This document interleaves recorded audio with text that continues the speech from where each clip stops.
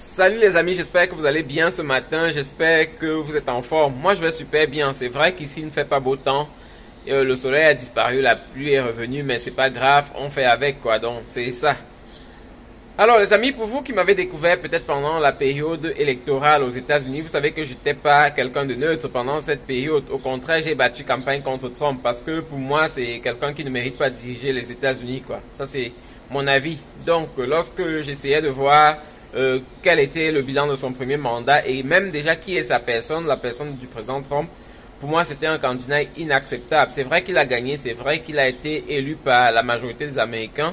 Mais pour moi, ça reste que c'est pas un président, quoi. C'est pas un président que je voterai. Je ne ferai rien avec lui, quoi. C'est un peu ça.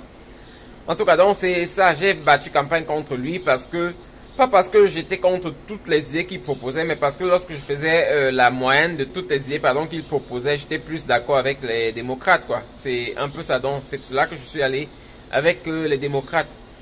Donc, beaucoup de personnes ont voté pour Trump. Beaucoup de personnes ont voté parfois pour Trump à cause d'un seul point. Pour les Africains, par exemple, qui me suivent, vous savez quelle était sa position sur les LGBT. Donc, beaucoup de personnes l'ont voté parce qu'il était contre les LGBT. C'est un peu proche de la culture africaine et c'est ça, quoi.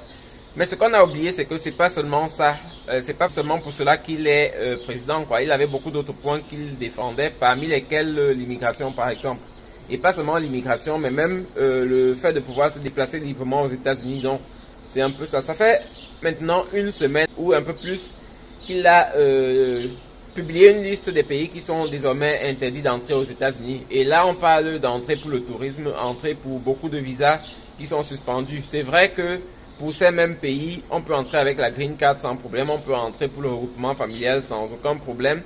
Mais plusieurs pays ont été simplement bannis de l'entrée aux États-Unis, ce qui est dommage parce que beaucoup de personnes viennent visiter, beaucoup de personnes ont les membres de famille ici et ce serait bien de les voir de temps en temps, mais on est simplement suspendu d'entrer aux États-Unis, quoi. Et c'est dommage.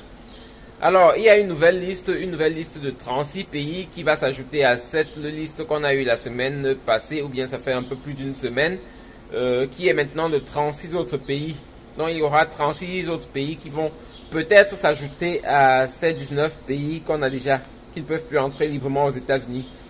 Ce qui se passe, c'est que maintenant, l'administration américaine a contacté ces pays-là, a contacté l'administration de ces pays-là et leur a posé quelques conditions.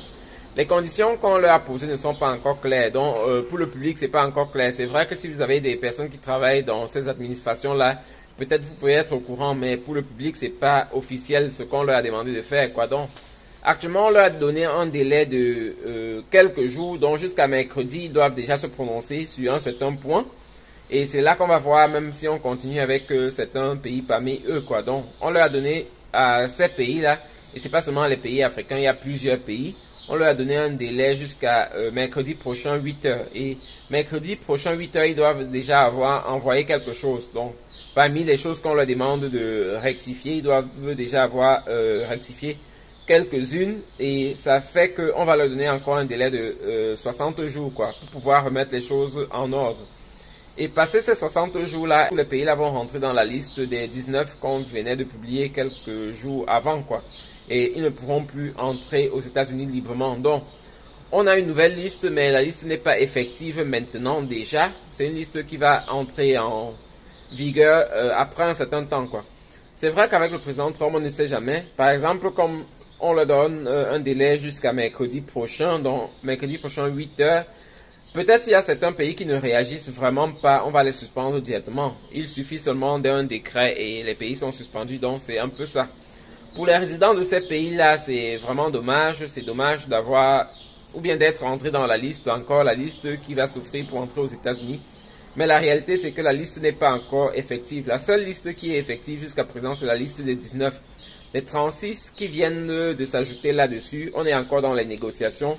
Et peut-être si les pays négocient bien, ils pourront entrer aux États-Unis sans problème, comme avant, quoi. Par contre, s'ils ne négocient pas bien, ils seront certainement suspendus comme les autres pays. Donc, c'est aussi l'une des choses pour lesquelles le président Trump était candidat. Il a décidé de réduire l'immigration. Et ça, c'est pas lorsqu'il est devenu président qu'il a dit ça. Il avait annoncé bien avant, quoi. Il a annoncé qu'il devait faire partie tous les criminels. C'est vrai que maintenant, il ne s'attaque pas uniquement aux criminels, Même les personnes qui sont venues aux États-Unis simplement se chercher et qui sont dans leur droit, quoi. On a le droit de l'asile, on peut demander de l'asile. Est-ce qu'on obtient l'asile? Ça, c'est une autre question. Les institutions regardent, ils vérifient toutes les coordonnées que vous avez, toutes les données que vous avez, pardon, et là, on va voir si vous avez le droit à l'asile ou pas. Mais en général, chacun a le droit de demander l'asile lorsqu'il est déjà aux États-Unis. Ce qui se passe maintenant, c'est qu'avec les migrants, on voit les migrants enchaînés comme des brigands, les personnes qu'on vient de prendre du travail. On va les chercher au travail et on les renvoie quoi dans leur pays, ce qui est bien dommage. Donc, c'est l'une des choses que je n'approuve pas avec Trump, c'est l'une des choses que je n'approuvais pas avec lui avant qu'il ne devienne président parce que c'était dans son plan, quoi. C'était dans son plan de réduire l'immigration. On connaît bien quelle est sa position par rapport à l'immigration, quoi. Et c'est ça. Vous avez vu ce qui se passe avec les étudiants chinois. C'est vrai que maintenant, les choses sont revenues en ordre et ça revient en ordre avec les pays forts, quoi. Ça revient en ordre uniquement avec les pays forts. Avec les pays faibles, ils n'ont aucune chance. Et la plupart, dans la liste des 36 pays, beaucoup de pays sont des pays africains qui sont des pays faibles. C'est vrai qu'on dit toujours que l'Afrique est riche, les pays sont riches, mais c'est une richesse qui n'est pas effective, quoi. C'est une richesse qui est peut-être dans l'esprit ou bien sur les matières premières, mais dans la vie des citoyens, on ne voit pas. On ne voit pas ça. C'est pour cela que la plupart des citoyens africains, pas la plupart, beaucoup de citoyens africains se déplacent toujours vers l'Occident, quoi, parce que bien que étant dans des pays riches sur le plan minerai et autres, ils ne profitent pas de cette richesse, quoi. C'est un peu ça. Donc, c'est aussi une interpellation pour les pays africains de vraiment travailler pour améliorer leur situation parce que imaginez-vous que dans 36 pays, la majorité reste encore des pays africains. Et même dans la première liste, c'était encore à majorité des pays africains, ce qui est bien dommage, quoi. Et tout ça, c'est parce que les pays africains sont en position de faiblesse. Lorsqu'on aura une meilleure position, lorsque les pays seront en position de force, on n'aura plus ce genre de choses, quoi. On n'aura plus une majorité de pays africains lorsqu'on va suspendre le visa à certains pays dans le monde. Donc, c'est un peu ça. En tout cas, vous pouvez me dire ce que vous pensez dans les commentaires, mais c'est un peu ça la situation. Pour les 19 pays qu'on vient de suspendre, les personnes qui ont la green card peuvent toujours entrer. Ça, c'est pas exclu. Les personnes qui viennent pour le regroupement familial peuvent toujours entrer. Donc, j'espère que ce sera la même chose avec les autres 36 pays. Pour ceux qui seront à nouveau suspendus, j'espère que la green card ne fera pas partie, quoi. Que les personnes qui ont la green card pourront entrer aux États-Unis sans problème. Les personnes qui ont participé à la DV Loterie, parce que la DV Loterie, c'est un programme qui vous donne accès à la green card. Donc, normalement, ces personnes-là n'auront aucun problème à entrer aux États-Unis. C'est vrai que c'est pas explicite, on n'a pas donné une définition claire là-dessus.